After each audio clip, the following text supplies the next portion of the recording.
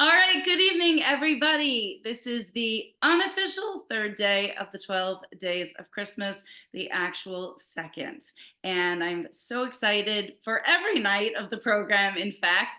But I was really, really glad that so many of you joined me for yesterday, my first official day back on my feet and having to cancel the first. We really just kind of jumped right in without missing a beat. So we are, of course, making sure that we get this up for anybody that can't join us live. And so each time I feel like I just need to start out with a little bit of details for anybody that may be jumping on for the first time and saying, what the heck is this 12 days of Christmas? So in brevity, because I feel like you can watch the first day where I go into more detail. For me, this is a way of continuing and actually really starting a bit of joy and community for myself and hopefully for all of you during the holiday season. And as I mentioned, there's so much rush and unbelievable stress I always hear from different people that maybe feel free to share leading up to Christmas itself. And then we get to the big day, which, first of all, not everybody celebrates. And then what do? And then, of course, as we see a lot, it's like the weirdest stretch of time between Christmas and New Year's.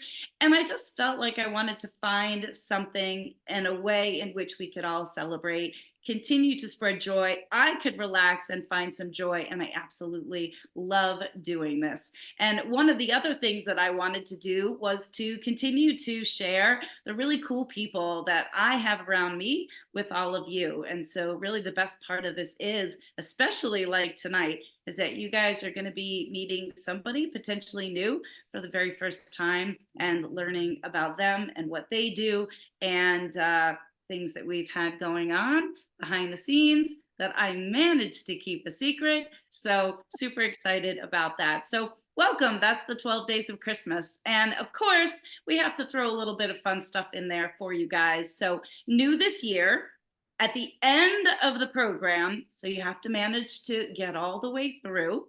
Anybody who's with us live, we are going to be randomly selecting a number in which I will look through my participant list, and that person will be awarded a $20 store credit for life, not for life, to shop with life. And that's just, again, our little way of sending a gift to you and saying thank you so much for being a part of this. Who doesn't love a little potential surprise fun? Now, the other thing that I am doing is throughout these 11 days of Christmas, so it will end on Friday night, January 5th. So throughout this entire time, we are offering 10% off to shop with us, and that's using the code TDOC, 12 Days of Christmas 23. And I know that that's been dropped in the chat for you guys to keep in mind with that. Now, there are some exclusions, really without taking too much time going into it. I will let you know one of the exclusions is what we'll be sharing with you this evening. The lanyards that we shared that Carol hand makes, those were excluded. So there are certain items that will be excluded. If by some chance you are only shopping for that particular item, please be sure to drop in the notes or comments section TDOC or that you're part of the 12 Days of Christmas, because for every $10 that you spend with us from now until next Friday night, that's going to get one ticket in for the raffle drawing that will happen for the wrap-up party on Saturday night. And that's something we do home here at our open house events, and we just thought that would be a little fun way to share that with you. So again, for every $10, and that's minus, so that's not including using your store credit, or of course using that 10% off. So it would be taken after that. So you might want to be a little strategic about that kind of stuff. So anyway, I promise you that basket is going to be amazing. We're still gathering a lot of the contents. We're going to share with you what Heidi has generously given to be put into the basket. But the fun thing is the basket's really going to be kind of a culmination of the various guests that we have throughout this entire time. So it's kind of like a little takeaway from being with us for the 12 days of Christmas.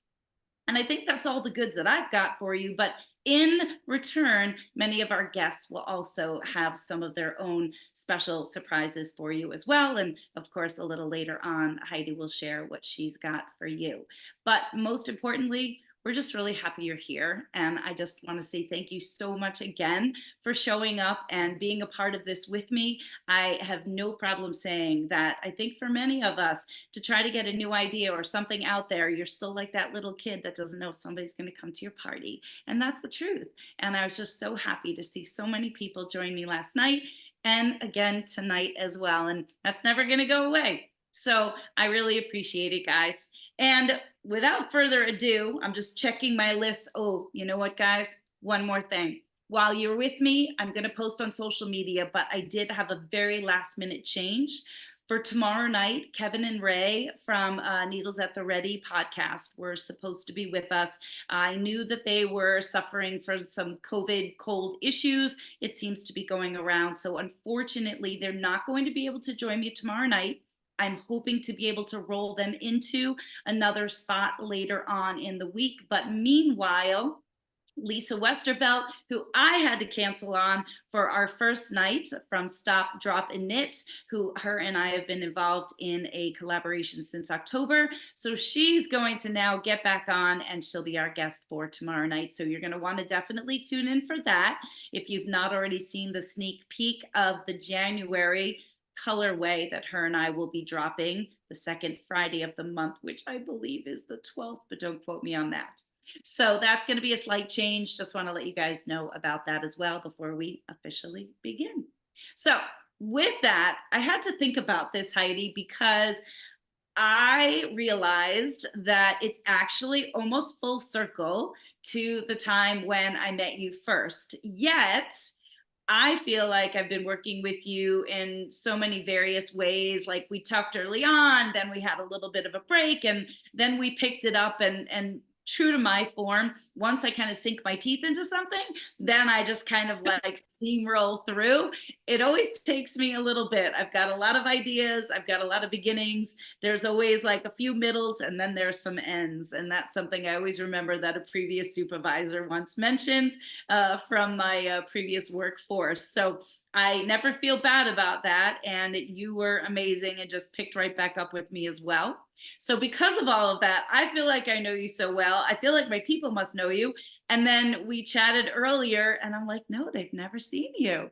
And even though I've had some of your yarns and we've talked about it, so this is going to be brand new content for at least my community. Perhaps maybe there's some people from your community, and that's what it's all about, is kind of doing this cross collaborating and networking and sharing. So I'm gonna let you first give your 2-minute spiel introduction, and then as I promised you, I'm going to take it away in a million different directions, because while we've been working together, I still don't really know a lot about the nitty gritty details. And those are the things that are always so curious to me. So I'm really looking forward to diving in as well. So tell us who you are and what you do and what you want the people to know in brevity to get started. Amazing. Thank you. Thank you, Tabitha. This is amazing. Like, what a community. I was shocked as more and more and more people were coming on. So thank you. Thank you. I'm Heidi Fortsch. I'm the owner of Dirty Girl Coaching and Dirty Girl Yarns. I think I spend so much time on Zoom with my coaching practice that just comes out automatically. I love that. Okay. Dirty Girl Yarns. So I am. But we're gonna wait. We're gonna get back to that. We can get back to that. Yeah. I can't wait to talk about the name. And then when you start out with Dirty Girl Coaching, I'm like, all right, I'm trying to stay like PG here, and I'm not really sure where we're gonna go, but it's gonna be fun nonetheless. The dirty joke contest, you know, the line starts back here. So let's see. I am a fiber artist. I'm originally from way upstate New York, and almost 2 years ago, I relocated to the southern part of Vermont to be a little closer to all the fiber stuff. And we got a great studio space in my basement, and I left my day job in commercial construction to focus on my yarn business and my fiber art business and my coaching practice. So I've officially been self-employed for about just about 24 months. We're closing in on 2 years. So amazing. I'm not starving. So that's great. But wait, now Uh, I really have to ask, was that move to Vermont really based on fiber? it was based on lots of reasons. My partner Keith is originally from Southern Vermont. He has a business here, so it made sense for me to move here. But I'm actually closer to everything. I'm closer to all sorts of fiber events. I'm closer to New York City. I'm closer to Springfield, Mass. I'm like, this is the hub. I'm in. Who knew that Southern Vermont was like the fiber hub? Now, remind me exactly where in southern Vermont, because we might or might not have talked about that's where my origins also started. So remind me where you are. Yeah, I'm in a little town called Wardsboro. So Windham County. I'm surrounded by ski areas and I don't ski. So Well, as we talked about, hopefully you like snow because Lord knows that's where you put yourself. But if you're yes, in upstate New York, then you're probably used to that as I'm well. used to it. Yes. Now, I'm not familiar with where that is. So, are you familiar with where Stamford, Vermont is? I mean, that's literally southern Vermont. Like, as soon as you go through North Adams into Vermont, you're in Stamford, and it would be west of Brattleboro. Okay. Yeah. So I'm about 40 minutes like north of Brattleboro. See, you thought you were southern Vermont. Yeah. We keep going. It keeps going. Absolutely, absolutely. Well, and like I mentioned, I don't even know that if we'd ever talked about that. No, I don't think so. That is where my llama world got started, and That's my so cool. quest to learn about llamas for actually what was my job at the time led me to, there were some people on Long Island that had gotten llamas and they were like the only ones, and all roads led me to Stamford, Vermont, which was Lars and Gail Garrison, and they owned West Mountain Farm. So they were literally 2 miles up a mountain on the West Mountain region. I don't think there's just like one. Yeah. And that was my start. And really, the one thing I am remiss that I didn't get to say when I was on with Carol last night, which this will be appropriate, there's just certain places that are your happy place. And when I would make that turn off of, I forget whether it was Route 2, I don't remember, but when I would make that turn at the church and I would start making that 2 mile climb up the mountain, I would just relax. And I loved on either side, the mountains, the rocks, the water that was streaming down on either side. I mean, of course, as my tires are skitching, trying to go up the dirt road, right? Because the Yeah. pavement stopped at a certain point in time. But that was the climb up, and then making a right hand turn onto their road. As soon as you did, there was pastures on either side, llamas on either side. I mean, they had 125 llamas when I Oh my first gosh. met them and got started in this journey. And yeah, so that was my happy place. And of course that's since dissolved, unfortunately. And really, a lot of what we're going to talk about tonight, I learned to spin from Gail Garrison, who has since passed. Lars is still with us, but he's relocated. They sold the farm. And my point of this is that I didn't get to say to Carol, who's my dear friend, now for me, when I go to her place, that's that same feeling when I drive down her driveway and it's lined with these beautiful, big, huge trees that fall over the roadway. And I just breathe and I just smile. And that's my happy place now. So I have to pass that along to her, but I'm sure she knows. But, that's so Vermont is so near and dear to me, minus having to deal with the weather and things like that. So. True. It's true. It definitely feels like home here. And I'm just thrilled to be in this part of the world. It's a really beautiful, beautiful part of the US. So Now, I don't even know which direction I want to go in, except the one burning question I feel like I have then is if you're saying that you're just solely employed, on your own, doing your own thing for 24 months, that's 2 years now. That means, did you pretty much launch all of this during COVID? my fiber art business has been in various forms for about 10 years. Okay. So it's been a long time coming. I started well, I taught myself to spin after I taught myself to knit, and then I got really snobby about yarn. And Most Plattsburgh, of New these York, people up here know about being they yarn know, snobs for sure. they know. So Plattsburgh, New York at the time, we had a Michaels. And I thought, I am not using acrylic yarn after you spend so much time making something and then it's just not that great. So I got very snobby very quickly. And then it just occurred to me that, oh, I could make my own yarn. Like that would just eliminate the problems. So I taught myself to spin. I bought a small spinning wheel, a travel wheel, taught myself to spin traditional yarn. And then I started lusting. That's the only word that I have for this. So it Like, kind of goes along with maybe the whole dirty girl thing, which we'll yeah, still have yeah, to get totally. into. I started lusting after the Ashford country spinner.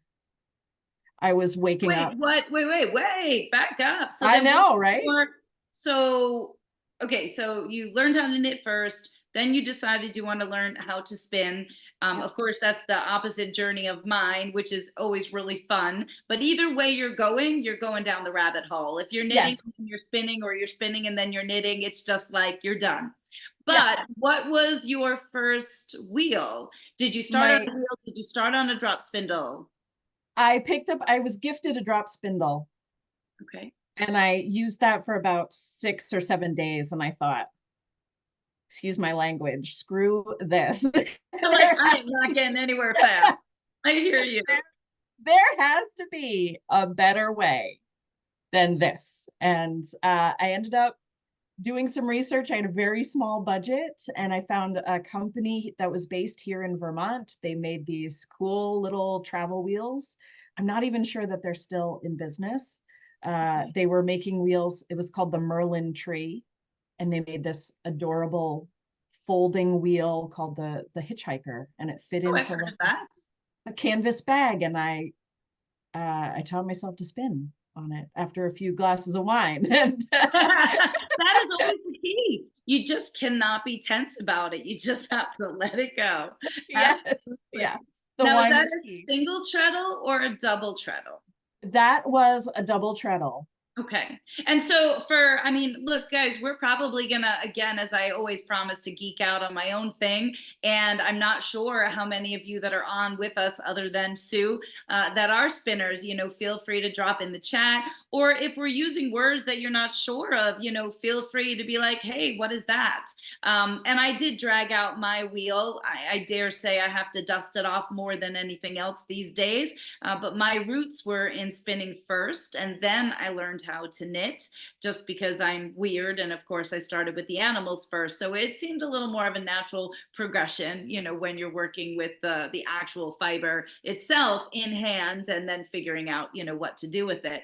But double treadle would be, see if you can see the fact that there's like 2 foot pedals there versus maybe a more traditional wheel that has just one treadle, which personally I find that a little more challenging to work with. But I'm always just curious as to how people get started. And I think, like anything else, it's what you know is what you know, right? Like if that's all you have and that's what you learned on, you're going to figure it out, just the same as the fiber that I learned on as well. So that's why I was just curious.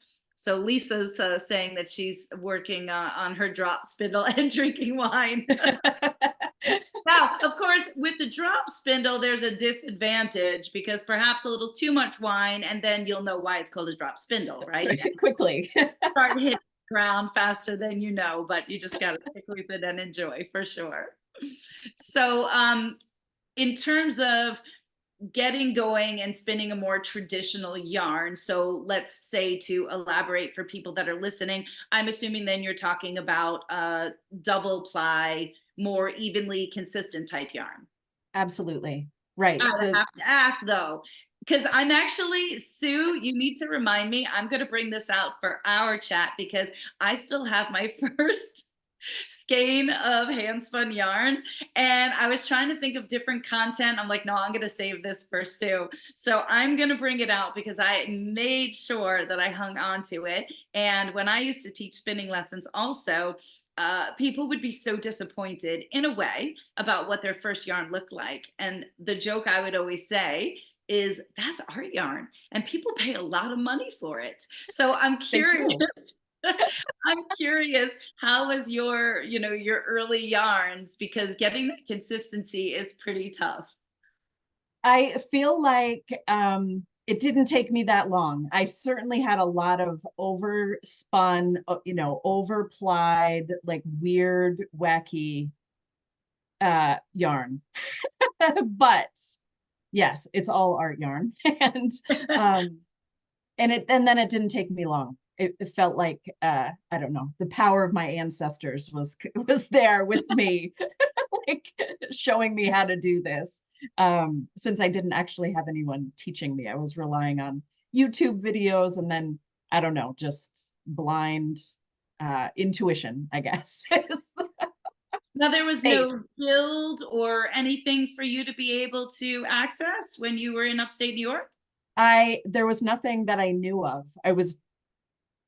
It felt like I was the only person there doing this. You're like, I I'm the did, only crazy person yeah. that wants to learn how to make my own yarn. Right, who does this? Yeah. Um, yeah. So it felt like I was sort of out there all by myself. And I didn't have anybody to say, oh, Heidi, if you just try this wool, try a woolier wool. Don't start with alpaca. I Okay. didn't have any guiding hand. No, wait, is that what you started with? Yes. Well, so that was exactly in a sense when I said, you only know what you know, right? In terms of Yeah. the wheel, that was the same thing for me. I mean, I had unlimited access to llama and Yeah. alpaca, and that's what I learned on as well. You learned, right, that your tension has to be super low so Yep. that it's not ripping it out of your hands.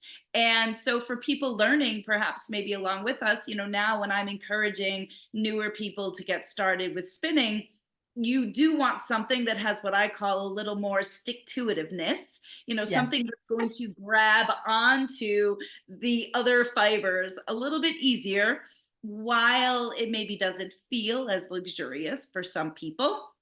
It perhaps is going to make it a little bit easier. But again, I don't know how you feel, but I feel like you have to do what's also going to inspire you. And if for some reason or other Absolutely. you absolutely hate the feel of that wool running through your fingers and you Yeah. have to Don't use have it. that buttery llama or alpaca, well, then just figure it out, right? Yeah, absolutely. I do always recommend to people who are starting out, like find a woolly wool. And if you don't particularly care for the way it feels, at least find a color that you love. And Mhm. you've got something, you've got something going for you. Um, but I always want to make sure that people have a good experience and that, we set them up for success and they're not frustrated and they're not like, I'm done. I'm not doing this. And really, I mean, deep down inside, it's like anything else, they're just gonna have to want to. And That's some right. people stick with it and some people aren't. But Yes. I think even if people try it, it definitely gives them a greater appreciation. But that's the same as knitting, right? Like Yes. once somebody tries to knit, and even if they don't stick with it, when that friend gifts them something that's hand knitted, it's certainly going to give them a better appreciation for it. Much, much like how I feel about shearing. When I have a customer that tells me that they want to give it a try and shear for themselves, I'm like, wonderful. Let me know what tools you need. I'll be happy to give you any tips. And I would say maybe one out of two people, maybe more, are going to come back to me the following year and be like, you know what? I gave it a shot. How much money do you need? Yes. I'm Let happy me pay to not you. do it. Yes. So it's all relative, and that's what's important is that it gives Yeah. people a greater sense of appreciation about where all of this comes from, and that's what all these conversations are about too, is really getting into kind of the grassroots of this beautiful yarn that you make and having a better understanding about all that goes into it. Now, before we dive into that, first you have to tell me dirty girl yarns. That's who I am. Like What do you mean? I um I worked in construction my Okay, wait. So entire wait, stop. And I think that I knew, but okay, I love it. That's so unique. How many women can say they work in construction? So you got to at least just give us the 411 on that. yeah, like how I got there or like Yeah, like absolutely. I was a crazy horse person like through college and I needed a job that The second allowed night in me a row, right? We all start out that way. It makes us do yeah, crazy things. I realized I was not going to make any money in the horse world, but I still had a horse and needed to feed her. And uh, construction seemed like a place where I could always have a job. And, I was comfortable working around a bunch of guys that were going to be inappropriate. And I was going to be able to just give it back, like dirty jokes aren't going to offend me. And So I was gonna say, and I'm thinking it probably goes like two ways. If you're working in construction, you were probably always pretty dirty, but yes, that's exactly what I was gonna say. If you're working in construction, your mouth was probably pretty dirty. very. Love it. I love it. Yeah. Also, like in the horse world, like I struggled to stay clean. Like I was like pig pen. And I had a There is, horse that loved to be dirty. So we were just always cleaning and all of that. So that's great. it's just yeah, it's just who I am and the dye process I use, my spinning process, it's all really messy. It's really dirty.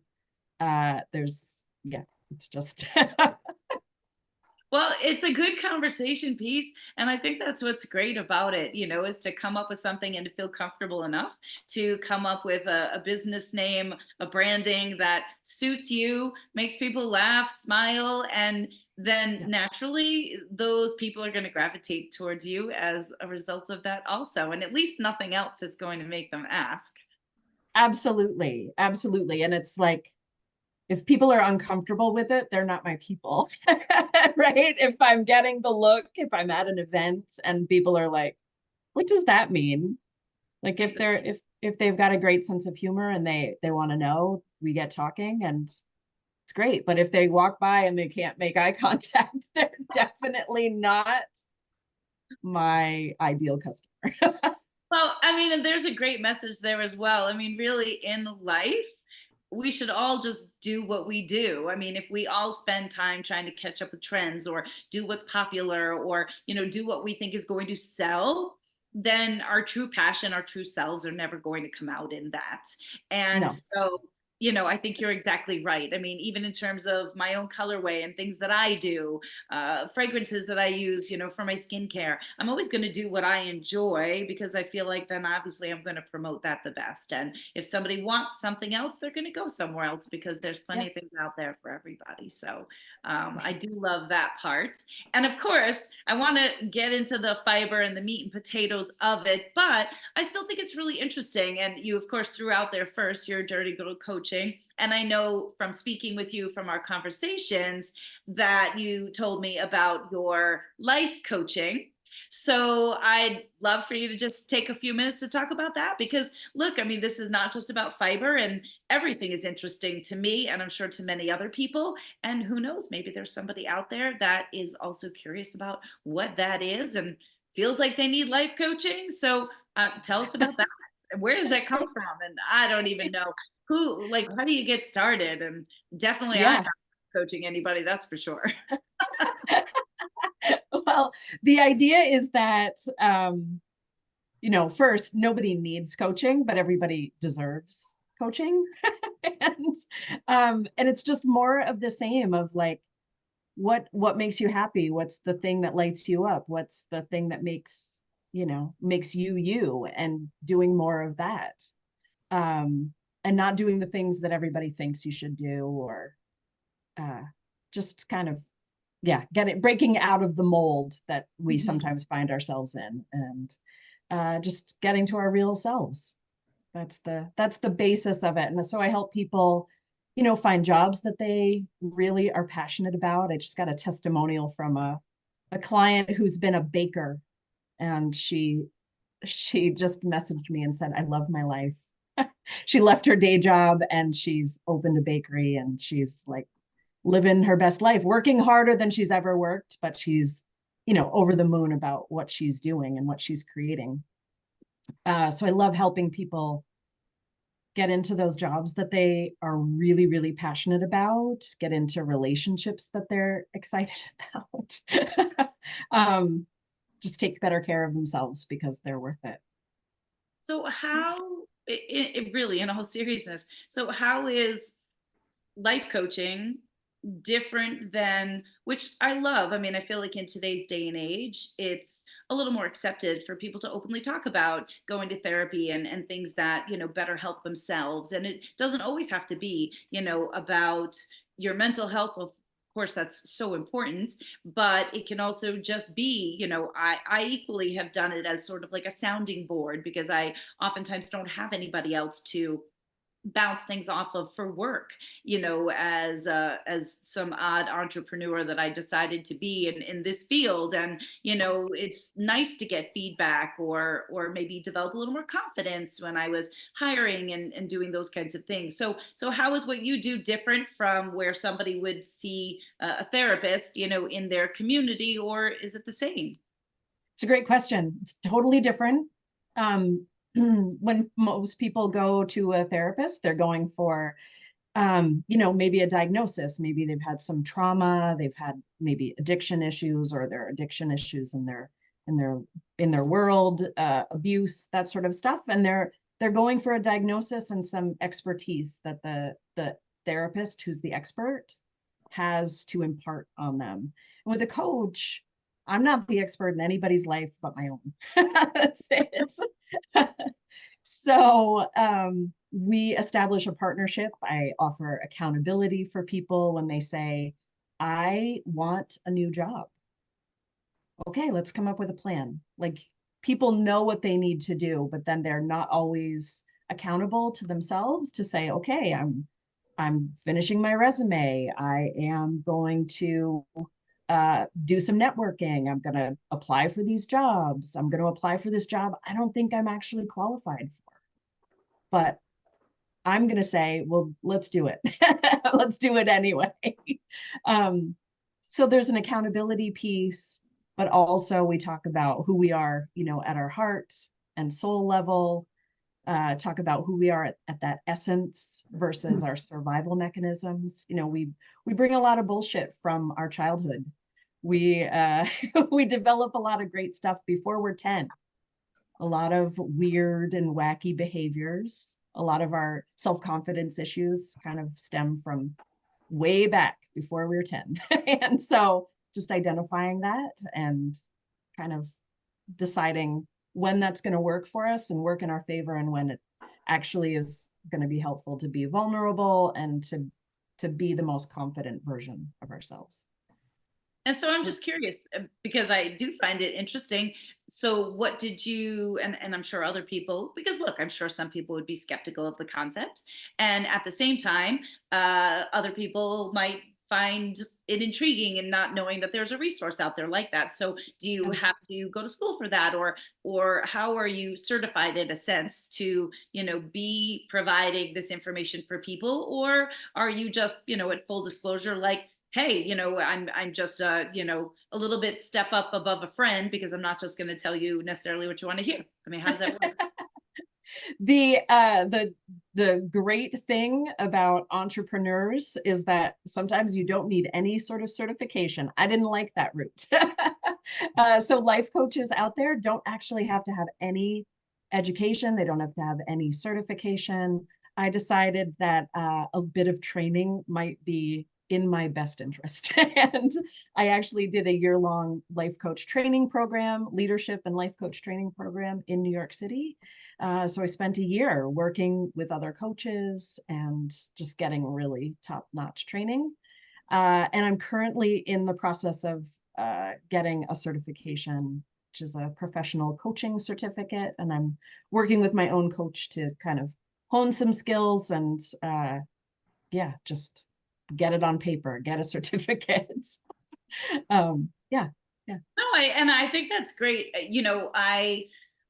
For instance, follow a lot more physical type things like on my Instagram feed. And one of the things that's making me laugh as I'm thinking about this, and I also listen to one podcast in particular that's more business motivated, but very motivational. And that's a lot of times what I listen to while I'm feeding the animals.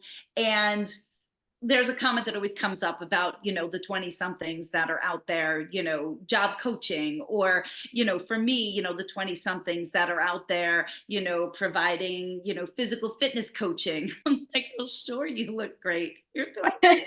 Like, what the hell? What do you Yeah. think I'm gonna learn from that? Like, I'm following. Actually, I just started following another woman today. I'm like, I'm following the chick that's 50. Doing what I Yes. do, lived what I lived, and can Yeah. provide information that's basis for me. So I Yeah. just wanted to put that out there because I'm sure you must hear that to some degree in terms of people out there saying that they're life coaches, and yet what the hell do they have to bring to the table? Absolutely. Yeah. I'm like, oh, how old are you? What have you actually done? Yeah, like what the proof is really in the pudding, right? Yeah, I'm not 20. Not even close. Um, and I think the thing that I love to share with people is that I would not have left my job making great money with, with folks that I loved who were paying my health insurance and my benefits and all That's the, a big one. That's a big one. it's a very, very big one. I would not have left that really stable, secure job doing stuff that I loved with people that I really cared about to go out on my own if it wasn't for my own coach.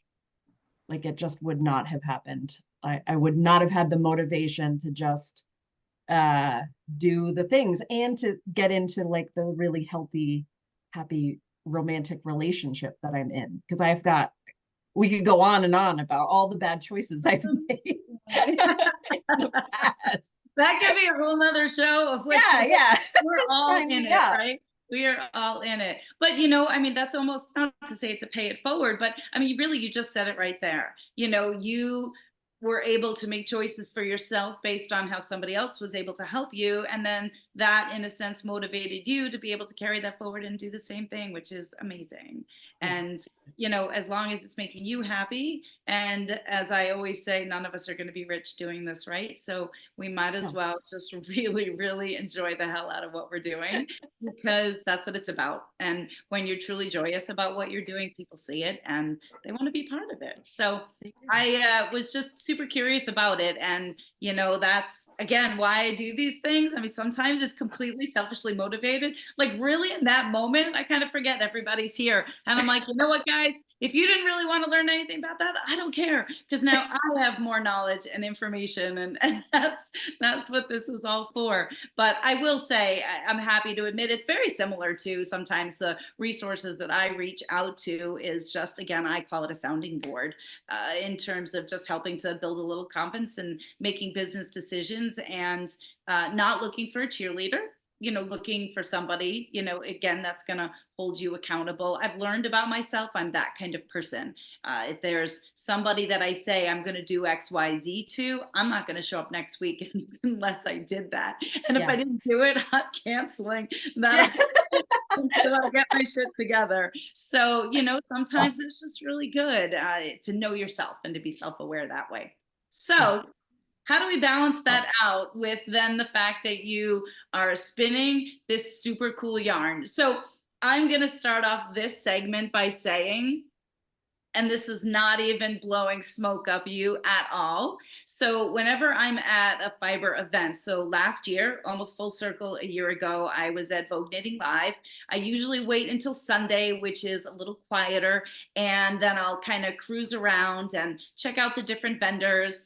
More than not, I'm always just looking for other interesting people. I actually don't really like to look at what other people are doing in that sense. Like, I don't walk around saying, oh, that's something I could do, or that's something I can do. before collaborations was a thing, it was something that I had started. So even pre-COVID, I had a yarn collaboration that actually debuted at Vogue Knitting Live. So I've always loved to kind of pull different people's talents and things together because probably from my early days of spinning, I realized I wasn't going to get anywhere very fast if I was going to look to build a business and do it all myself.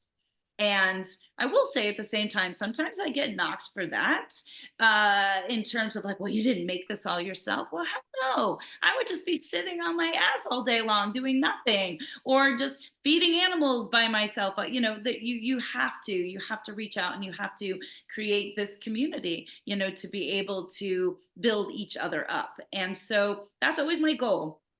And there's not very many people that I find when I run around, and I'm not kidding.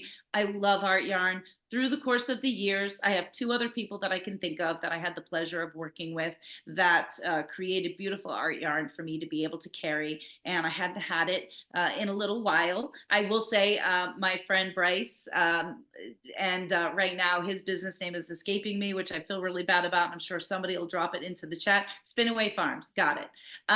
So he has a rabbitry, and so he solely just spins mostly Angora, and I've worked with him a little bit. But prior to him, this beautiful, fun, funky, like natural, just textural yarn I have not had. And when I walked around and I saw your booth, I really was just gobsmacked. I loved it. I'm like, this is it. Like, this is what I've been looking for again. And I remember I stood there because you were busy talking to somebody, and I never usually do that. I'm like, I've got places to go, things to do. And I was like, I'm going to stand here and I'm going to wait. And I don't even know if you remember like my approaching you because I know that there's always a lot going on. And honestly, you could have been like, who the hell is this crazy girl? Because I remember when I'm oodles of excited about something, I just cannot contain myself. And I know I'm a lot. And I know that maybe people really might be like, all right, I'm not really sure about this. But do you remember me even coming in your booth? Of course. I was going to say, and you can say no, I don't care. That was my first year at Vogue knitting, and there was a lot of stress getting there, like the That logistics of it. show So is I horrific. was I was so just grateful to just be there and have the show. Like I know what I'm doing when the show is open and there are people there. I'm comfortable with that. So I was just so grateful. And I do remember you. And I was like, this is going to be fun. And but I was probably like, so I probably looked like a deer in the headlights when you met me. That's how I felt. Well, by the time you get to Sunday, that is how you feel. And you know, it's funny. I actually I just got a text from another vendor who's, you know, been there as long as I have, and you know, she's like, "Are you doing VKL?" I'm like, "Of course I am." She was like, "Oh, it's so stressful." She's like, "I know I'm going, but you know, so it is. I mean, for people that don't understand, trying to get into that venue over any other venue is honestly an absolute nightmare. And but it is well worth it because it's one of those places where I always look forward to every year talking to somebody new, meeting somebody new, you know, coming up with some new idea or somebody to work with. And so I was super excited to find your yarns. And I don't even know where to start. I mean, I really, really don't. I just want so much of my goal of this and having you on tonight was for people to have a better appreciation about the yarn that you create, how it's different, because we'll have Sue on a little bit later, and her yarn is totally different, but equally she knows I love her yarn as well for different reasons, which her and I have vended side by side before, and I tell her that all the time. So, you know, it's a unique style that you create. So I don't know. I mean, you started talking about how you were dying for this Ashford spinner, which, or the country spinner, right? The Yeah, Ashford country the spinner. Ashford Country So, Spinner. I Yeah. mean, I guess like start there and talk about what that wheel is and how it's different from like my Maja Craft Rose and what it Yeah. can create and kind of what led you in that path. Yeah. So I had no idea why I was having these lustful feelings about this wheel. It actually didn't make any sense. Like I said earlier, I was making very traditional yarn. I was selling it And I thought I needed to just increase production of traditional yarn. So the Ashford Country Spinner is incredibly slow. It is geared specifically for making wild and woolly and chunky art yarn. It has an orifice the size, you can fit a Volkswagen bus through it. Like it's just huge. Yeah, And so it's probably hard to see, but so the orifice is like the opening in which yep, the yarn can come out of, and so obviously, in order to create a chunkier yarn, you need that bigger opening. yeah, yeah. And there's Um, a much bigger bobbin too. huge, huge. It can fit 2 pounds of fiber on it. I mean, it's just massive. So I was very confused by the whole thing. I just didn't, I was very conflicted. Like I can't just afford to buy 2 wheels. So Would you, right let me around, interrupt you for 1 second. Would you say that's the only, just because there's a question, would you say that's the only wheel suitable for art yarn or the type of yarn that you do? Because I mean, you can create art yarn on yeah, a smaller wheel, but yeah. The problem with the smaller wheels, the more traditional wheels, is that the hooks they're going to catch everything. The orifice, you're going to be like stuffing things through with a pencil, or you're going to be, it's a much slower process. With a traditional wheel, it's not set up for that. So and is the um, country spinner the only one? Because I don't even know. It's the only one I've ever heard of. I think there are a few others. It's the only wheel that I've used. I don't have an unlimited budget to just go and buy all the wheels. But I think the Ashford Country Spinner is like the original. It's Mhm. sort of, this is what it was designed for. So right around the same time, I said to a friend who's also a coach, I think I want to sell my yarn in New York City. And he, of course, was like, so do it, Heidi. And I reached out to a great yarn shop in New York, made an appointment, like cold called them, and showed up with my traditional yarn. And they were like, this is great. And we can't sell it. Thanks. Hi. Yeah. So Downtown Yarns, Avenue A, Yep, New yep. York City. They've got a great, just a fantastic selection. Their owner said to me, do you have a few minutes? And this is where I saw my life flash before my eyes. She brought me into her office and sat me down in front of her computer and said, I'm looking for someone to make art yarn. Can you do this? No, wait, why And did she say that she couldn't sell the yarn that you brought in? she said that my traditional hand spun yarn was too much like what she already had in the shop. And she motioned to the Malabrigo. And I was like, oh, okay, okay. I'll take that compliment. Thank you. Um, but she was looking for art yarn. And I realized, okay, this is why I've been lusting after this wheel, subconsciously lusting after this wheel. I ended up at Rhinebeck the next weekend, bought the country spinner, started experimenting with everything I could get my hands on. And Downtown Yarns in New York City has been selling my art yarn for 10 years. So, and that's what I've actually switched the entire business plan has switched to art yarn. I'm rarely making traditional yarn unless it's a project, a special project for me or some of my friends, but it is all art yarn all the time here. Oh, but that's what makes it unique, right? And I Yeah, and I think, sometimes it's also a matter of finding the aesthetic that speaks to you. Because look, as I'm sure any life coach would say to you, if that was the yarn you wanted to spin and she said we can't sell it, well, you could have just took your yarn and marched right that's back right. off and found somebody else who would. But, Yeah. as you said, like your soul was calling for something else. And, Yes. serendipity is amazing, happenstance, whatever you want to call it. And yeah, so that just kind of led you in the direction that you obviously were wanting to go in anyway. So Yes. So I'm always encouraging people when you get those little nudges from your intuition, those like, I don't understand this direction, like go, run. that's Yeah. amazing. Now, so let's talk about in terms of the different fibers that you use, because one of the things that I think is interesting that we kind of talked about leading up to tonight is that much in the way of these fabulous yarn snobs that I and other people have created, I am also forever as a shearer, and a fiber lover, trying to champion for the fact that every type of fiber has a purpose. That's something I say Absolutely. often. And Yeah. even though it might not feel yummy and squishy, yummy and squishy isn't always suitable for what it is that you're doing.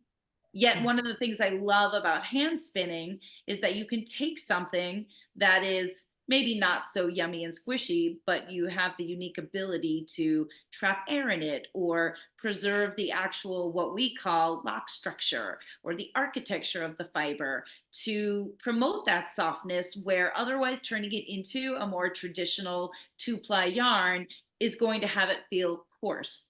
And Right. had I been better prepared at this moment, like right now, I'm thinking to myself, I do still have a skein left of our Cotswold project where we did have it commercially turned into a sport weight yarn. I think there's still a skein in the shop, folks. But it's lovely. But for somebody who's looking for yummy and squishy and soft and delicious, it's going to feel more rustic, as we like to call it. At the same point, the Cotswold art yarn that you've created, we'll get to it, is like so delectable. Or for instance, the sheep, this does not roll off my tongue, the sheep locks wreath that we that Kimberly created and the kits that I've been putting together, that's been flying off the shelves. And that's really been interesting because again, you're using the curl just as it is off the sheep and it feels so much different. So what I really want you to get across, if you can, is like what types of fibers do you use? Because as a shearer, then I can also substantiate, like I would never turn that into a commercial yarn. Or the unique structures of like what are some of your favorite fibers, where do you get them from, how does this all happen? I love this. Well, there are over, you're going to correct me, Tabitha, like over 250, 300 different varieties of Oh, sheep. I wouldn't have any idea, there's They, so many. there's so many. There are just so many. And they all have different textures and different qualities to their fiber. And that fascinates me. Like that's just incredible. Um, so some of the fibers that I love using are I love Icelandic. It's so weird. Like I love those strange, like double coated kind of primitive breeds that, like you said, they're not going to be the nicest if you turn them into roving and then spin them as a traditional yarn. They're not going to be that nice. But if you just wash them or wash and dye them, they just it's a whole different ball game. It's just a whole different because you get to keep that. And I don't know the actual the name of the inner and the outer fibers of Icelandics, but there's that like coarse outer fiber and then that fluffy like downy beautiful. You get all of it. You just get the And whole that pack. coarse outer fiber will spin up like jute, It's like you yeah, know, it's like in its like in its baling twine. original form. It's crazy. Yeah, Absolutely. yeah. Um, so I'll spin anything. I've spun all sorts of wacky things. I did a lot of 4-H volunteering, and I would end up with some, like mixed breed sheep covered with burdocks, and I think I've spun it all. um, Anything, right? Like Wensleydale's fantastic. It takes dye so well. It's got these mile long locks. And then to add those to something like Cotswold or Icelandic or like some Romney, like you just end up with kind of the best of all worlds. And so for people who maybe wouldn't be aware, which is totally understandable, and we could go into a whole nother, hours discussion of the different breeds and the different fibers and how they act. And that's so much of what I continue to try to do in a way during my shearing season. I don't feel like I have as much of that opportunity when I have a static population of animals here on my farm. Although we do have Romneys, for people that know Jack and Jill, they are Romneys. So it's a I wouldn't call it a short staple by far, but it's definitely not a longer staple, like a Cotswold or a Wensleydale, and it's your more traditional type fleece, which I think I was really surprised to hear you say using something like that, versus the more natural assumption of the Wensleydales, the Teeswaters, the Cotswolds, the Lincoln Longwolds, all those curly things. Right. So that's, more of the thing that I was used to. And I know that I'm definitely, always interested in seeing, different fibers and how they play out, and you know how, all of that, is going to come to be, in the end. What was interesting was the least of, I think, what you work with was alpaca, and then especially llama, correct? That is correct. I've certainly worked with both of those, but I felt like, and early on, people would say to me, "Oh, I've got some alpaca." And I would end up with the shittiest bags of just horrendous and poorly sheared, and just they were just not great representations of what alpaca fiber could really, be spun into. PSA for anybody. If somebody says, I have free fleece for you, run. So, unlike following your intuition where you want to go and run towards, run the other way for this, Yes, I because gotta, a I free agree.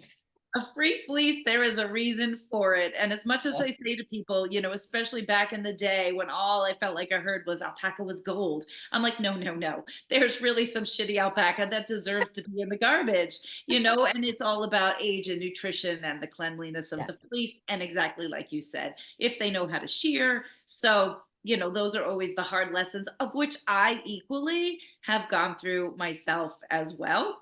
So I definitely can appreciate that.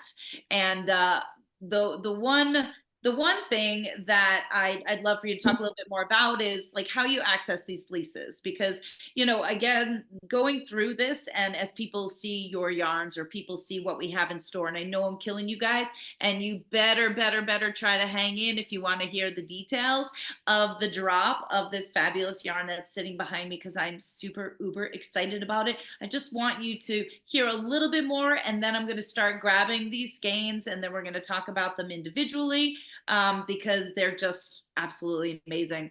But in terms of, the fleeces, are you seeking out breeders? Are you just coming from your area? I mean, then you run into crazy people like me that are throwing fleeces at you.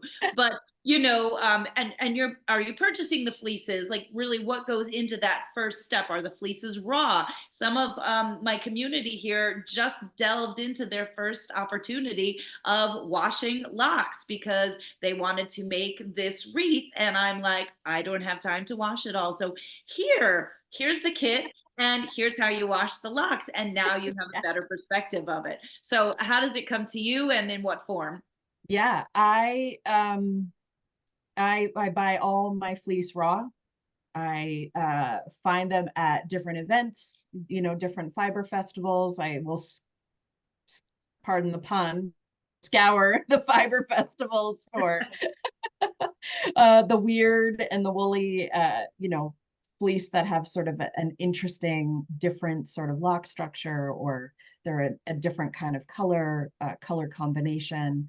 I have a few breeders that I work with. I've got a woman who has Lincoln long wools, and I usually just buy all her whole.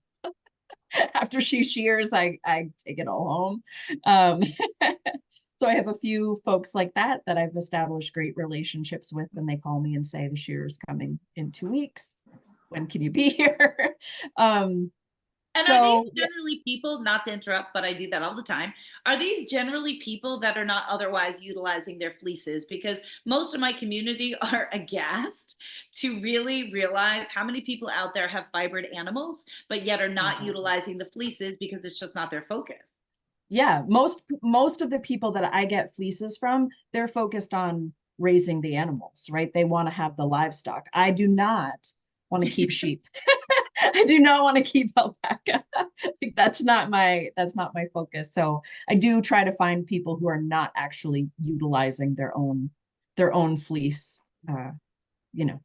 So I get stuff from, here in Vermont, all over the state, New York, Massachusetts, New Hampshire. I try to stay as local as possible, and support my local shepherds because they're just great people and they're they're working hard and so yeah, yeah. And So then everything, yeah. is everything you're doing, because this I was actually amazed when you and I started talking about our collaboration, and you were referencing some like different colorways and things like that. So I was surprised that you've actually found some ways to duplicate, I guess, certain colorways that you've done versus Sometimes. honestly really would have assumed that it was just sort of like, here's what I've made, and when it's done, and I'm going to move on to another variation. So is it that you're not necessarily saying that you're duplicating the blend, or do you duplicate the blend? Or, of course, we hadn't even mentioned that you also do dye as well. Yeah, so my colorways, I do have some that are repeatable. I don't typically duplicate the blend of fibers. So many of my skeins have, 2 to 5 or 10 different kinds of fibers. I've got some natural skeins that have 5 or 6 different wools, some Angora, some mohair, some all sorts of stuff. Somebody asked about cat hair. I have a cat. There's always going to be cat hair. I have a dog. There's we try to keep all of that stuff out, but it's going to find its way in. Um, so, I use a lot of different textures all in the same skeins. So I do have some colorways that are somewhat repeatable, but of course, even if I use the fleece from the same animal, those fleece can change year after year as that animal ages, as that animal goes through pregnancy, or there's a lightning strike, and right, it can cause changes to the fibers. So while the colors are somewhat repeatable, the fleece is not always. So you get a general idea that the color is the same colorway, but it may not work out if you're trying to make a larger project. Right. No, absolutely. Yeah, But at the same time, that's the beauty of it and the uniqueness yeah, of it. And thankfully, at least my community is on board for all of that, because in much of the ways that we do, and I don't know about you, but I don't want to look at the same thing all over again all the no, time. So I want to be inspired, and yes, I want to be excited. And so I think what I'd love to do is kind of pull down my bowl that I have here. And I feel like I've tortured people long enough, and it's not intentional. I just really wanted to kind of lay, the backstory, get a little information out there. And then, of course, talk about our collaboration and these yarns, and then just kind of, use that as our springboard, if you will. But, I will, well, I'll pull the bowl down first. yeah. Probably gonna like fall out. So here's my bowl of goodies. So It's a fun I will bowl. just I will say first, I didn't necessarily know, where our collaboration was going to go. I knew that I wanted Heidi's yarns, and so I think really at first where there was a brief period, because if you don't get me, if I don't sink my teeth into you before I get into shearing season, it's over. Like over, because I just get sucked into shearing madness, as I call it, and the shear and share tour, which of course I do love. But my life stops, and that's all I can do virtually, other than manage a few other things. So it was then, of course, after shearing season, where I'm like, all right, I've got to get ahead of myself here for the fall, and picked it back up. And you were so gracious to be like, look, I get it. One woman business, and we all have great intentions, and let's just go. So my initial thing was just I wanted your yarns to be able to be in my store and in places where I was that you weren't. We've always had different patterns to support the use of art yarns because it's always been a love of mine. Yet, as you and I have talked, more commonly than not, people are like, I love that yarn. It's so fun and interesting and funky. What the hell do I do with it? So, this was actually my very first kind of creation, weird brainchild. The designers that work with me, they love me for that. And back in the day, when my dear friend Linda Unger, who actually is my spinning friend, when I showed up at our spinning guild eons of years ago because I wanted to learn how to spin, she was the very first friend I made, and we stayed friends, forever, and still are. She's relocated from Long Island, so we don't see each other, anymore. But I said to her, I said I wanted to create a scarf that had big, thick, chunky cables, but yet had places in between the cables where you could then run the art yarn in after you were done knitting. And I'm going to really date myself, but it reminded me of my mom back in the day when she would dye her hair. Somebody better, better, better, like just tell me you know what I'm talking about.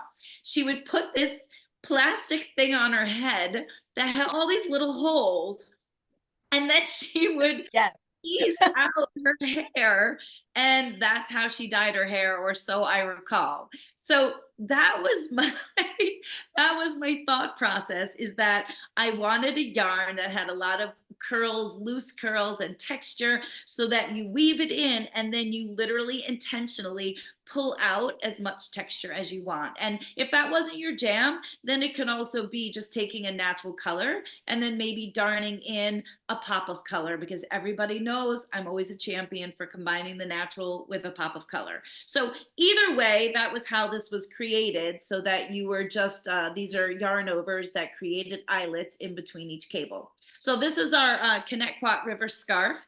And I will admittedly, this is not your yarn, but this is a piece that I don't usually let go of. It's a sample that is easily envisioned with whatever art yarn you have.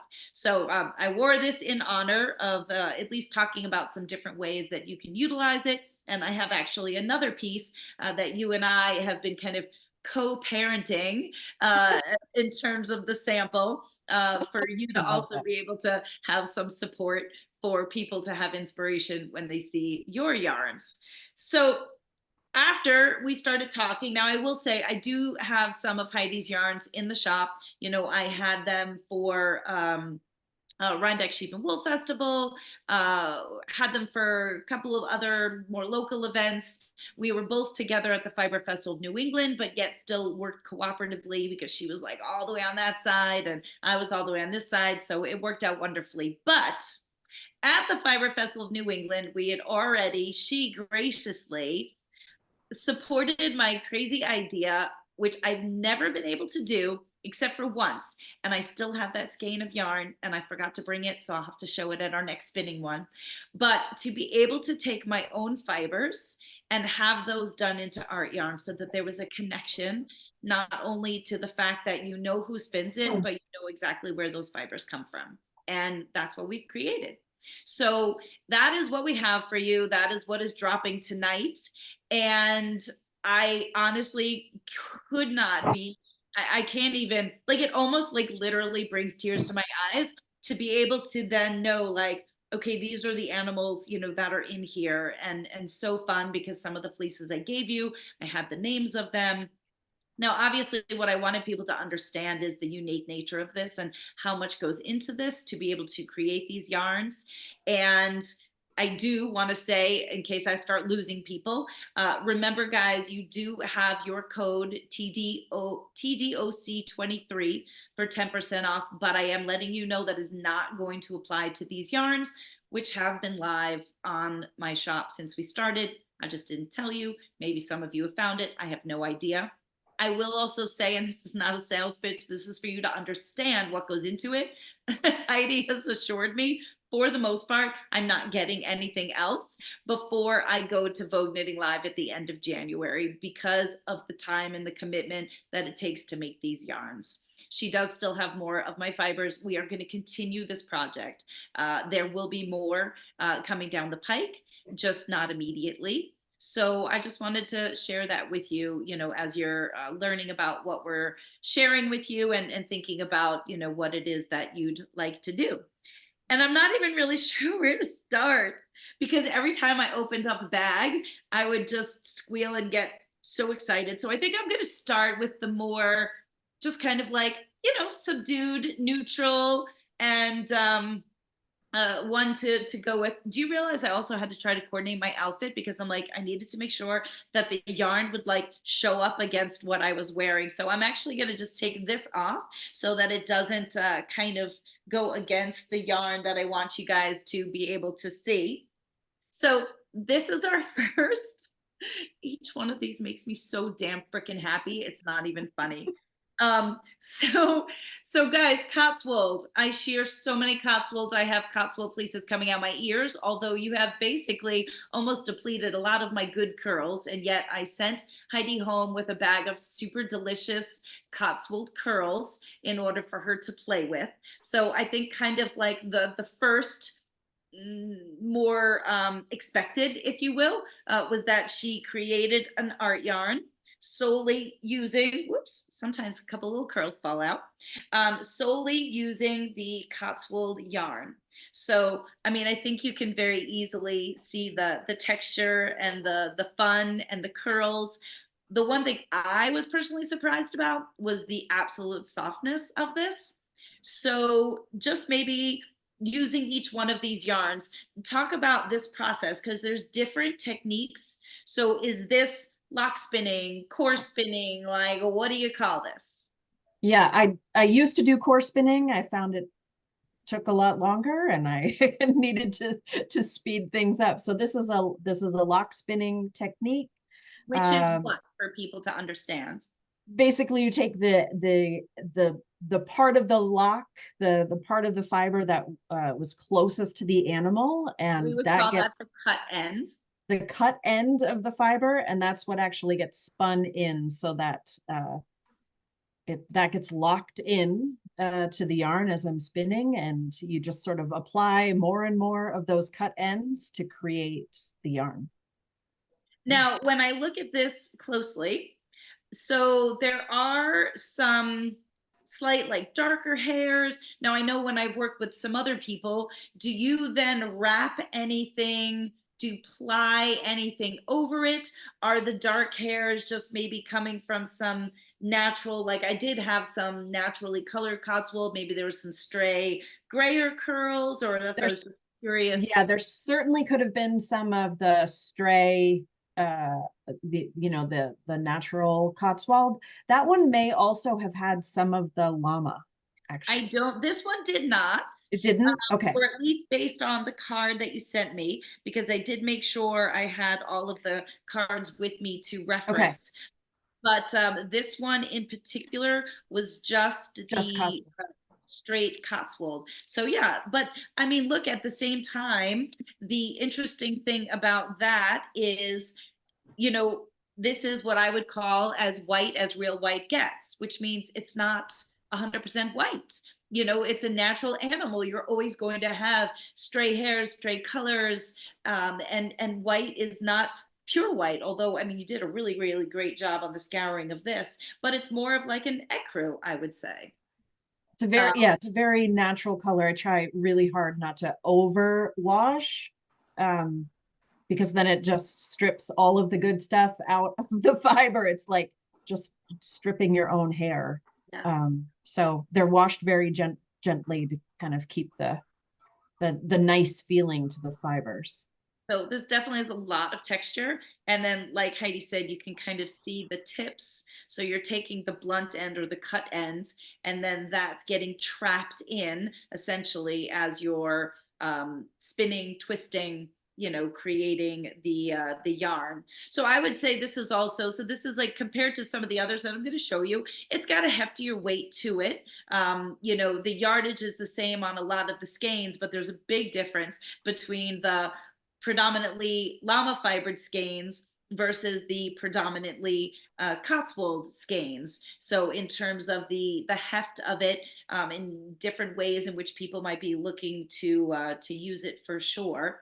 Um, Even though I know somebody would be like, "That's a really damn expensive pom pom." One of the things that we came up with years ago that we actually had launched at Vogue Knitting Live was kind of to counteract the real fur pom poms, which look, if you do you, if that's what you like, that's fine. But we did what we called our cruelty free pom poms. And we actually had art yarn done with the Cotswolds, and we made pom poms out of them. And it was just these like fun, funky pom poms. And I remember I had one that was white on a kind of like a camel colored hat or whale's tail cap. And it just really captivated people. So, and you don't need a lot of yardage for something like that because you've got so much. Volume to this. So even though it might seem like it's an expensive pom pom, which it is, but for what it stands for, and you also don't need a lot of yardage to be able to make something like that. So just throwing some ideas out to people, but that's what I think of when I see this one in particular. Oh, they're so exciting. Okay, I don't even know which one I want. All right, I'm gonna stay. Well, I don't know what direction I want to go in. They're just so amazing. So this one, when I opened up the box, if you guys don't think like an idiot that I'm not at home opening up the box and squealing, if I did not want to keep this collaboration a secret, I would have done an unboxing and you guys would have laughed. And I probably should have still done video, but I never think that far in advance. If you don't think of Fruit Loops when you see this, I don't know what's wrong with you. That is exactly what I said when I saw it, and that is in such a good way. So this is a pastel dyed Cotswold. Now, like this literally almost is going to bring me to tears, which is so ridiculous. So the fun part about this is then there is a bit of llama blended in. Now, I'm sorry, but hold your socks. So I actually had a baby fleece from Oliver, knowing, of course, that he now came back to my farm 5 years later. If you follow my stories, you know who he is. And so she actually incorporated Oliver into some of these yarns. So baby Oliver, which I have to post pictures of all this, but I couldn't do that because I need to keep it a surprise. So like baby Oliver is in here. Now he's 5 years old, like a complete dork out on my farm, doing weird things with his mouth like a Sir Arthur baby does. But like it's so delicious. So it's interesting because talk to me about the dyes you use then. Sure. The dyes I use are a company called ProChem. They're a professional grade dye. It's an acid dye. And so they're completely color fast and they're just amazing dyes to work with. So to get a pastel color, you use a lot of water and just sort of sprinkle the dye in, and it does its magic.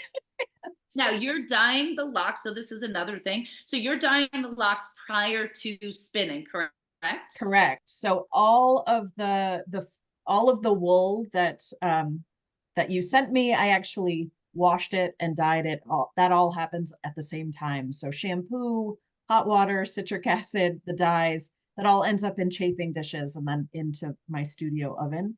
Uh, so it's kind of killing two birds with one stone, the wash and dye process all at once. And all of those colors actually end up in the pan at the same time. So I do a striping process or a kind of polka dot process so that you end up with a bit of mixing, but uh, but everything stays kind of, so you get those nice bright colors, and then you might have a little bit of orange here or there, or a little bit of like, purple that comes through. Just a bit of mixing. It's mostly controlled. But we did not dye any of the llama because it was, Right. And that's what I was going to say. And so, yeah. of course, the llama, which for some of you that have been with me long enough, hopefully we know this education, the llama is more hair-like versus the wool, which has a bit more spring and memory. However, Cotswold is more of what I refer to as a flat wool. It doesn't have necessarily that spring or bounce, but of course it has the curls. So the neat thing is kind of like in between the pastel colored curls, you'll see little bits of these kind of wispy, very soft brown. Um, don't worry, it's brown mixed in with color. See, it's good. But it's more of he's kind of like a caramel. They He's know what such a I gorgeous color. Like it was just magical. I know not everyone loves brown. This brown No, but is it's special. also very like caramel. And Yeah, again, it's so subtle and it doesn't matter that it's subtle, but you can definitely see the different texture, of the llama and you can feel it. So it also makes these two skeins feel differently as a result of just blending whatever bit you did in here. That would be something I would say I'd be interested in the future, not for like high math, but spinner's math, it's like the IG things, is for you to be able to give me just some idea percentage wise. That would be interesting, for me to have an understanding because this definitely does feel a bit softer. Not that this isn't fun. It just, you can feel the llama you can added feel the to llama. that. The Yeah. thing with the llama is like a little goes a long way. I feel like if I'd used too much, it would have been sort of, there would have been a static, there Mhm. would have been this crazy halo. So it's probably about, 5 to 10% llama to the rest. Now here would be my question as we move on to the next one. Um, So I know that you're doing lock spinning, and so you're wanting to take the cut end and then pulling that in, twisting that in, because you're dealing with some llama fiber that I've given you that has a much longer staple length versus the Cotswold. Is there a way to be able to pull that llama in more? So maybe perhaps you're feeling the softness, but like you said, not necessarily ending up with this, crazy, cousin it looking yarn because you use too much of it. Which Yeah. look, maybe somebody would like that.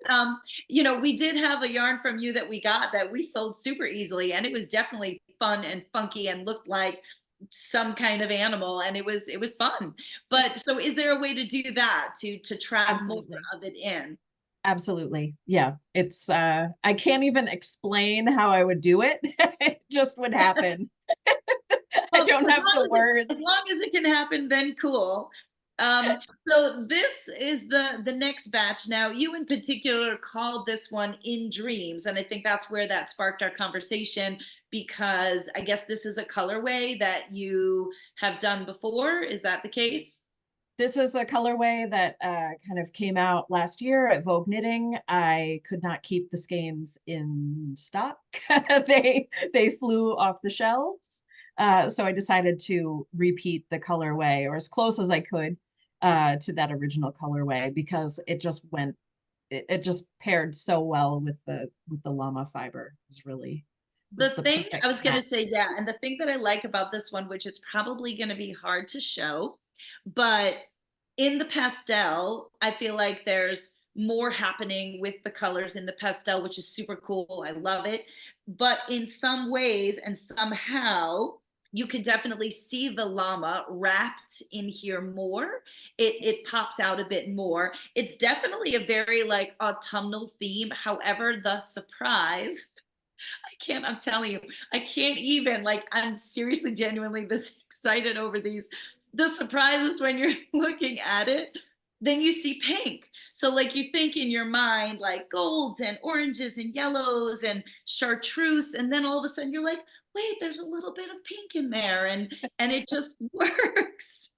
Like, it really just works if you can see that. And then, of course, we've got the fuzzy halo from the llama, but any of the dark spots that you can really see is also Oliver wrapped around in here. So this one as well is kind of like, I guess these two are kind of sisters, if you will, in terms of both of them are Cotswold with just Oliver. Because wait, there's more. So I'm not really, again, I honestly can't tell you that there's one that's a favorite over another. You know, I will always wholeheartedly admit that even some colors that I've gotten from you before, like even though they might not totally be my jam, they're more electric. I still love everything in small doses. Earth tones are definitely my jam, which is pretty much all of what I got here. But I said to Heidi, I encourage her in the future, you know, just do what makes her happy. And I feel like that's something that I always say to my collaborators, because if they're happy, if they're loving it, their joy is going to come through what they're, you know, creating for me. And I totally believe that. So keep hanging in there with me, guys, because don't worry, if you hang in there, also don't forget somebody randomly is going to get a $20 store credit. So I'm going to still stick with more of like the Cotswold theme before we move to the drastically different llama yarns. And I'm just trying to make sure I've got the right one here. Okay, so now this one, we're staying more in the natural theme, but unlike the first, which was just 100% Cotswold, this one I feel was moving towards definitely more added llama into this one. It doesn't have as much volume, I would say, as the original, you know, the Cotswold, the 100% Cotswold. And also in terms of even these two, which have a little bit of llama blended in, I feel like this is also decreasing a little bit in weight, which is not a bad thing. I'm just trying to give people perspective. The yardage is all the same, but maybe sometimes depending on what you're looking to do with it or what yarns you're looking to pair it with, it's just something, you know, to consider. So this is utilizing the Cotswold again, which, guys, don't forget, I have Mumford and Clover are my two Cotswolds on the farm, but I shear a ton of Cotswolds, all Long Island based. So any of the Cotswold fiber, which I probably have to go back and enhance these descriptions, but who has time when you're just trying to get things up madly at the last minute and your office manager is dying on you slowly and needs to go home for her second round of the bug. So this is all Long Island grown. All of these fibers are shorn by me, and that's just so important in the message, of course, I want to get out there. Now, this is utilizing different llamas. So this is two other fleeces that I gave her. Now, Maverick is another throwback. Maverick is a Lucketta son. So Lucketta is the current mom of Tully. Who many of you know if you've been with me this past year.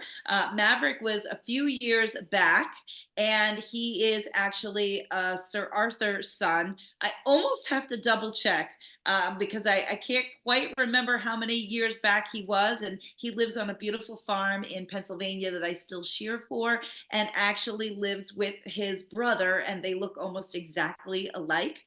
So I'm definitely going to have to reach out to my customer and let her know. Harriet will be tickled. She has a sister that knits, so I'll have to give her a shout out.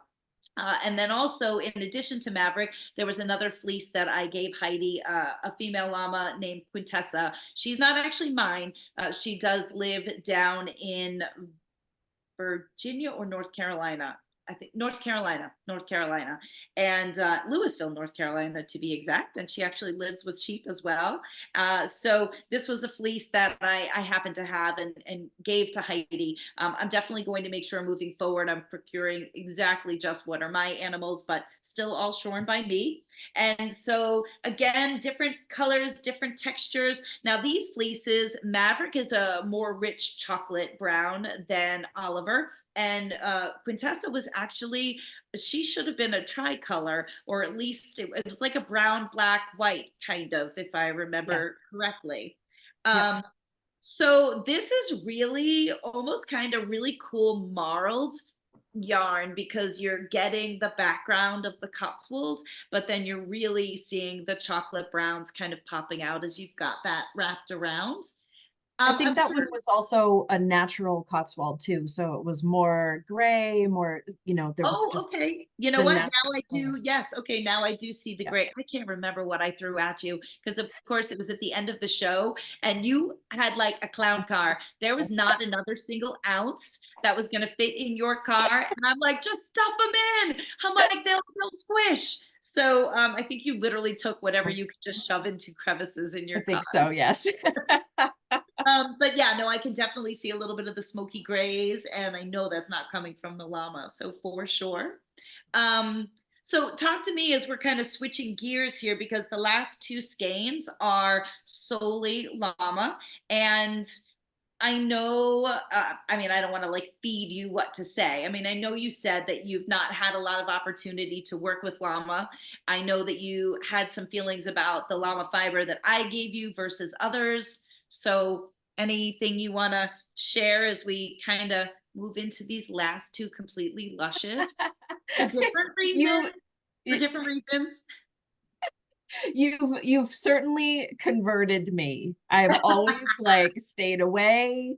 If I'm at a fiber festival, I'm not even looking. I definitely am not looking at alpaca. And I just sort of steer clear. If there are any llama at a festival, I'm just steering clear. And I will no longer be steering clear. And I feel like It's okay. You no longer have to look for it. You know that. I've already told Heidi I have way more fleeces and I know what to do with. So, like, she's just going to be forever stocked. And look, it's also interesting. I want to make sure people realize, there was a bit of bartering, which is how it works for both of us. I have fleeces that I'm not utilizing. If they're fleeces that Heidi can use, great, have them. And in turn, that also makes this process a little bit more affordable for me too. And then, of course, being able to share with you, it's something that is, yes, going to break the bank, break the bank somewhat, but having an understanding of what goes into it, hopefully gives you a better perspective as well. And everybody has different things that they're looking to resource. So yeah, don't worry, you don't have to look any farther. super. Well, I feel like I'm getting the best of the best with your fleeces. Was So it you've hard? spoiled me. But was it hard to spin? Like knowing that you haven't worked with No, type of a silky llama before? No? no, it was amazing. I was like, oh, oh, oh. That's what the fuss is about.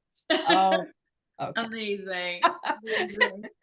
No, it was so much fun. And the more I spun it and just the more fun it was. I was like, ooh, I could do this, and ooh, I could like I just had more and more ideas kind of coming to mind about what was possible with it. So, because it is like hair, like you said, it's not like wool, it's very different, it spins differently, and um just it was a lot of fun.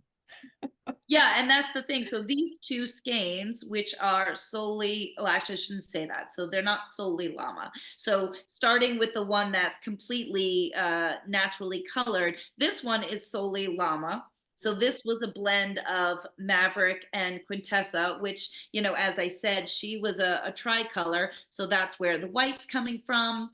And you're getting some caramel browns as well as some rich browns and even some black tones as well. Now this is going to seemingly be like a very hairy yarn, if you will, because that's what llama is and that's how you spun this so that it would have texture, which is what we were looking for.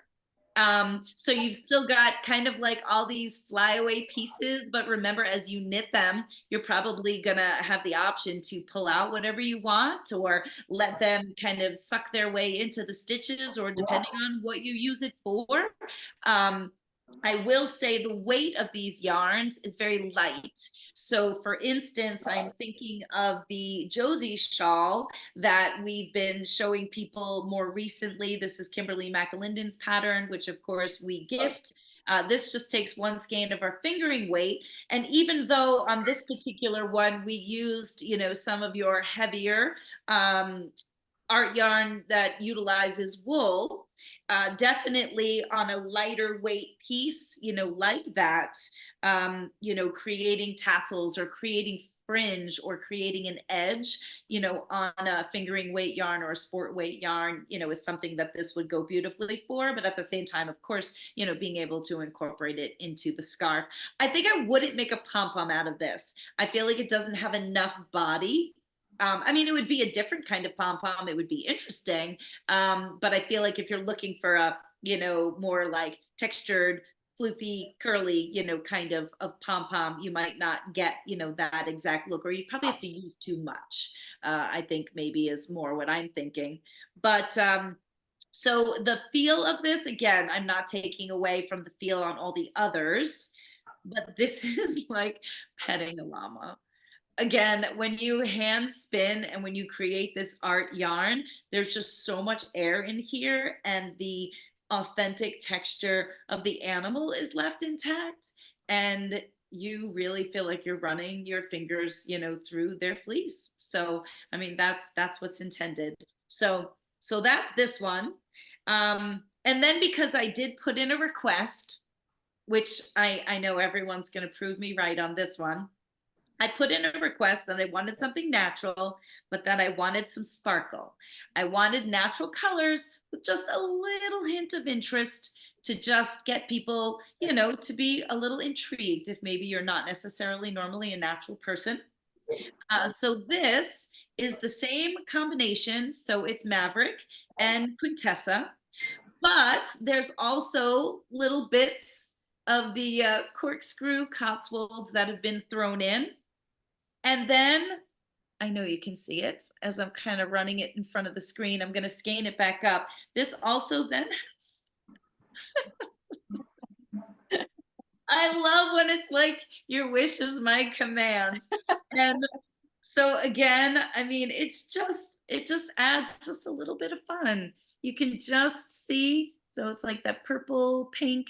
It's not overbearing. Some of it just barely kind of peeks out from behind all the fluff and the floof, but there's just a little bit, there's just enough of kind of a purplish pink sparkle that shines through this particular. So that's I mean, those are the yarns. That's what we've got. That's what we've been cooking up kind of behind the scenes, if you will. Um it was hard to hold that one a secret, and I think I've been sitting on this for a couple of weeks now. Not too long, not too long. But definitely something that I kept under wraps, to be able to share with everybody. So as we kind of wrap up, because it's been a long, the one thing I want to do first, and then we can kind of say our goodbyes, if you will, as we wrap up. I don't want to lose too many people. We're still at a great 29. We've kind of gone anywhere from 32 to 29, which is I always try to keep track of it. But your job for tonight, Heidi, is to pick a number from 1 to 29. And then what I'll be doing is telling everybody to hold, don't anybody move, don't shut your cameras off, because then you're going to switch the numbers. But essentially then I'll count down, and that person will randomly be getting a $20 store credit with us. So go ahead and pick your number. Awesome. I'll go with lucky number 7. All right. So obviously we can't include the two of us. So we've got 1, 2, 3, 4, 5, 6, and 7. So that's going to be, and I'm pretty sure it's Helene, because I know that I've asked her before. So that is going to be Helene, who is going to be getting a $20 store credit with us. Now, don't forget, although I know we chat. Thanks so much, Erin. I know we chat on Instagram here and there, but I am leaving it to you guys in case I don't remember your handle. It's up to you to get a hold of us, and that will be going into your account after we are done with the 12 days of Christmas. Because remember, after all, you don't want to use your store credit right now. You want to rack up so you can get your coupons in there for the raffle basket, which also reminds me, I want to show you guys. So I want to give a big thank you to Heidi. So this is her donation skein that will be going into the raffle basket. This is actually a Finn, which is a breed of sheep, a very nice breed of sheep, actually. So this is a Finn alpaca cross that she spun, obviously dyed based on everything that we've talked about. So this is going to be going into the raffle basket. So each night I will definitely be trying to show you some of the things that will be gifted into the raffle basket, and you'll find or watch the accumulation of it by the time we actually get to the after party. So I told you I didn't know how long this was going to take, and I knew I had a lot of things. And honestly, everybody knows I could keep going on and on. Thank you so much, Patty. And guys, please, in my Instagram, jump into my DMs, or if you end up watching this on YouTube, please let us know. Give us feedback. I always want to pass it back to our guests as well, myself included. When I came up with this idea last year, I was like, who's going to come? And it still is great reinforcement that this is something that you guys are enjoying. I'm trying to make sure that I intentionally bring you people that you've not met, and bringing you education that all ties into this beautiful community and this beautiful world of fiber that we are so involved in. And also, before I do say my goodbyes to Heidi and give her a few minutes to say goodbye, I want to remind you guys again, if you missed it in the beginning, about our change for tomorrow night. So I will be with Lisa Westerfelt of Stop, Drop, and Knit, which was the original night that I had to cancel because I was sick. And now, unfortunately, Kevin and Ray from Needles at the Ready podcast are sick. So we're hoping to still get them on before the 12 days of Christmas ends. So stay tuned. I will keep you updated with that. Heidi, it's been a joy for me. Anything you want to share? Because I know you've got just some things that you wanted to mention to people as well before I forget, on how they can find you and any goodies that you might have for them also. Absolutely. Thank you so much. This was a hoot. I knew it would be. I didn't realize we would go for almost 2 hours, but I'm I'm not shocked. sorry. I asked you if you had a dead stop. I love it. I love it. I'm not shocked at all. So definitely I love followers on Instagram and Facebook at dirtygirlyarns.com. You can definitely sign up for a mailing list. Hoping to be putting out some quarterly newsletters. So if you want to sign up on the mailing list, that would be great. Again, dirtygirlyarn.com.